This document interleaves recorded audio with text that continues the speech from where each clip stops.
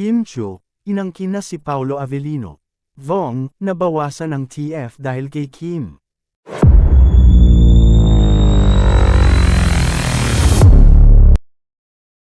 Hindi naawat sa landian sina Kim Chiu at Paolo Avellino sa isang event na wala namang koneksyon sa kanilang pelikula. Trending sa mga social media account ng mga Kim Chiu fandom ang pagpapakilig sa isa't isa nina Kim at Paolo habang nag-host sila ng isang event para sa isang car brand kung saan sila ang endorser. Pareho ng color ang suot ng Kim Chiu para mag-match sa theme ng event, pero hindi simpleng hosting lang ang ginawa ng dalawa kundi palitan ng landian sa isa't isa.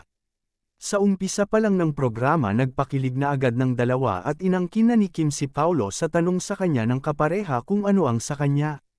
Sumagot si Kim ng ikaw. Nagtilian ang mga tao sa narinig mula kay Kim. Humalakhak ng todo si Kim sa joke na ito kay Paolo dahil tagumpay ang ginawa nitong punchline. Walang duda na na-miss ni na Kim at Paolo ang isa't isa dahil hindi sila halos naghiwalay at magkadikit sa buong programa. Samantala, nabawasan ng talent fee ang It's Showtime host na si Vong Navarro nang pumasok si Kim Chiu sa Kapamilya Noontime Show. Napag-usapan kasi sa programa ang pag-uumpisa ng It's Showtime noong October 24, 2009 bilang isang pre-noontime show na mayroon lamang 5 host. Kasama nga sa original host sina Ann Curtis, Vong Navarro, Jugs Hugueta, at Teddy Corpus at gayon din ang wala na sa programa na si Kim Atienza.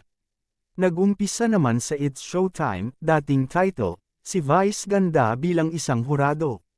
Nabanggit naman ni Jong na ngayon nga raw ay marami na silang host sa programa na dahilan para mabawasan ang talent fee ni Vong, na bahagi ng cost cutting.